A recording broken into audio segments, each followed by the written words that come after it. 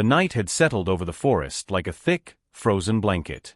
Snow drifted silently between the skeletal branches of the pines, each flake catching the faint glow of the crescent moon. Ethan's boots crunched against the powdery path, echoing faintly in the stillness. He pulled his scarf tighter around his neck, the cold biting at his ears, and kept walking, telling himself it was just another late-night survey of the old logging trails. But then it came, a low, resonant growl that seemed to vibrate through the frozen ground. Ethan froze mid-step, heart hammering. His eyes darted across the shadowed clearing, searching for its source. The sound repeated, closer this time, and unmistakably alive. He could see the faint outline of a massive shape moving just beyond the trees, heavy paws pressing into the snow, leaving tracks too wide and deliberate to belong to any wolf. Ethan's breath puffed out in clouds, mingling with the snowflakes drifting past his face. Every instinct told him to turn and run, to sprint back toward the distant glow of the cabin. Yet, something held him there, a strange pull of curiosity and caution. The forest felt both dangerous and strangely intimate, as if it were aware of his every movement. A shadow shifted at the edge of the clearing. The growl came again, softer now, almost hesitant. Ethan's pulse raced as he realized the sound wasn't aggression. It was a warning, a signal. He squinted through the darkness and caught a glimpse of dark fur, wet from the drifting snow, the faint shimmer of eyes reflecting the moonlight. And then, as suddenly as it had appeared, the figure stepped back, disappearing into the shadows.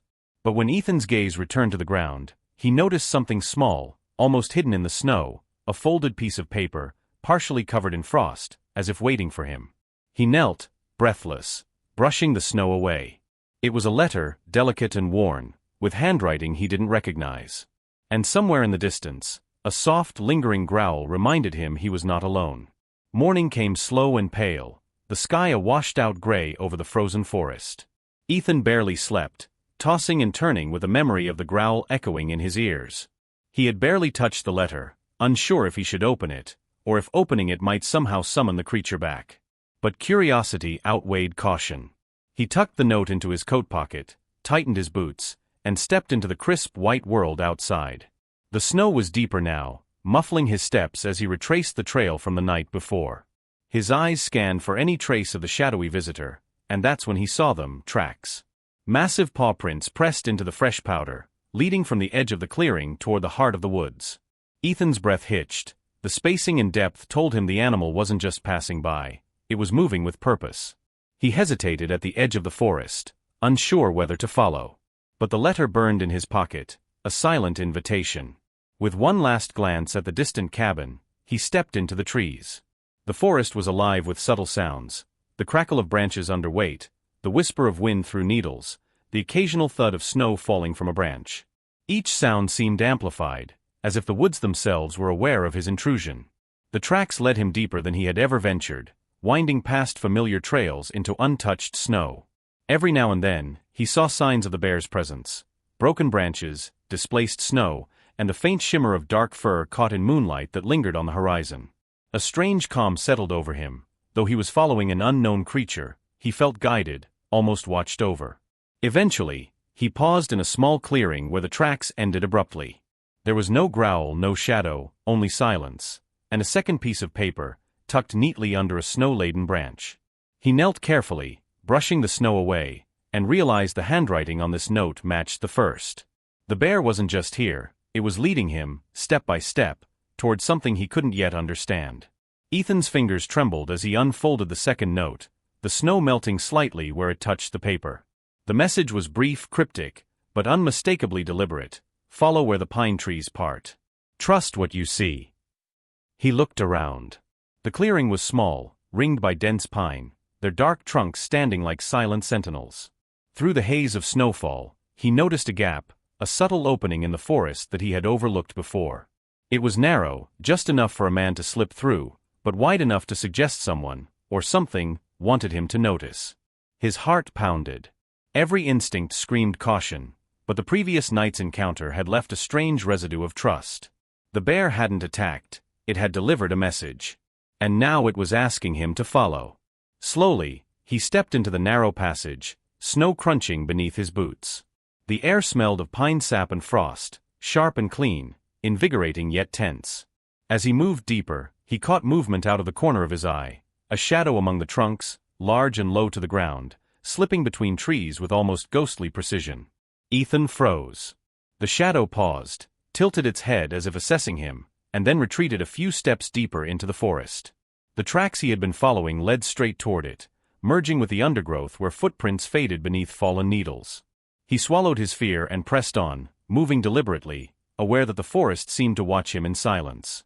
Snowflakes drifted lazily around him, sparkling against the dark green needles. Every now and then, he glimpsed dark fur, just for a heartbeat, before it disappeared again. Finally, he emerged into another clearing. There, waiting among the snow-laden pines, was the bear. Its eyes caught the dim light, warm and intelligent, almost human. It didn't move, but in its presence, Ethan felt a strange assurance. The letters weren't just paper, they were a guide, and the bear was more than an animal. It was a keeper of secrets, and he was being drawn into something far larger than he could yet comprehend. Ethan approached the bear cautiously, heart hammering against his ribs. The snow around its paws was disturbed, and he noticed something glinting faintly beneath the ice-crusted pine needles. Kneeling, he brushed the snow away to reveal a small wooden box, weathered and frostbitten. His fingers numbly lifted the lid. Inside lay a folded map, delicate and yellowed with age, along with a scrap of parchment. The map showed the forest in uncanny detail: paths, clearings, a frozen creek, and a series of X's marked in careful ink. The parchment contained another cryptic message: where the water stops, the story begins. Follow the sound of what's lost. Ethan's mind spun. Each letter, each clue had led him here, but now the scale of what he was unraveling became terrifyingly real. This wasn't just a game or a prank. Something, or someone, had been guiding him through the forest, anticipating his every step. The bear shifted, letting out a low rumble, and nudged the map with its massive paw. Ethan hesitated, then traced the lines on the paper with a shaking finger. One of the X's corresponded to a section of the frozen creek he had passed earlier. That was where he had first noticed the snow tracks converging into the woods. Could it be a coincidence? His gut told him otherwise.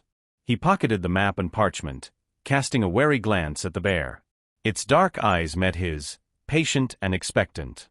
The forest was silent, save for the whisper of wind through the pine boughs. For a moment, time seemed to still, man and beast locked in understanding.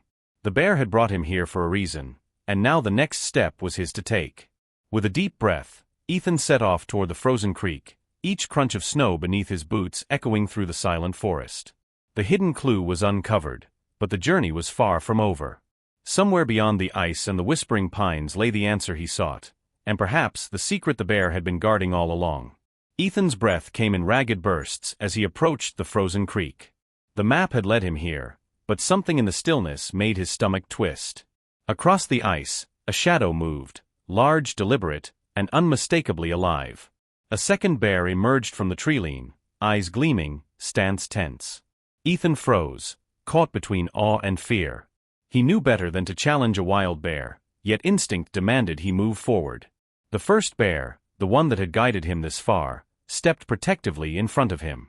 Its growl was low, a warning that cut through the cold night air. The second bear halted, assessing the scene, the forest holding its breath along with him. Minutes stretched, snow falling softly, muting the tension. Ethan's mind raced. This was more than a territorial dispute. He remembered the parchment: follow the sound of what's lost.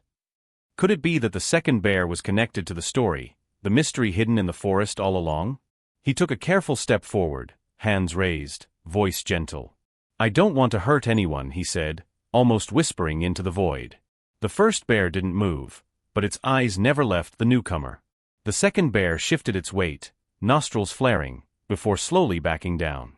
The growl softened to a low rumble, and it disappeared into the tree line as silently as it had appeared. Ethan exhaled, relief flooding through him.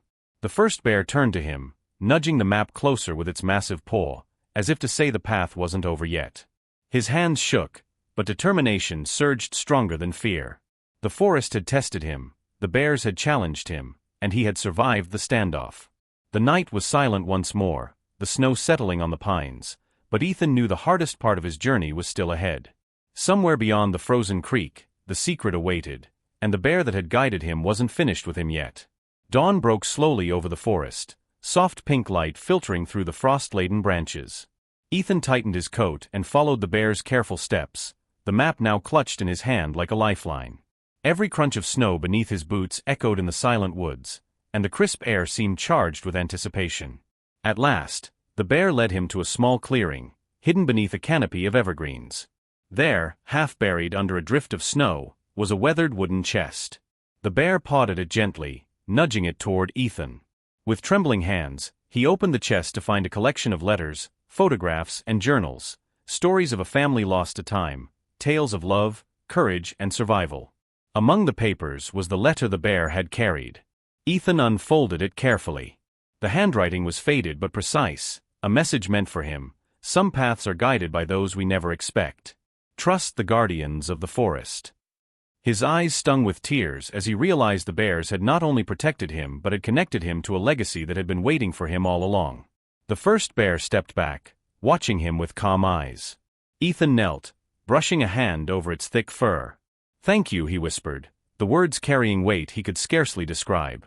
The forest seemed to hum around them, alive with stories and memories held in the trees and snow. As the bear retreated into the forest, Ethan gathered the letters and journals, feeling the warmth of understanding spread through him. He had followed the growls, the footprints, and the quiet guidance of a creature most would fear, and it had led him to a treasure far beyond gold, knowledge, connection, and the reaffirmation that kindness, even in the wildest places, was never wasted. With the sun climbing higher, Ethan turned toward the path home, the bear's shadow lingering just long enough to remind him that some bonds are unspoken, and some guardians never truly leave.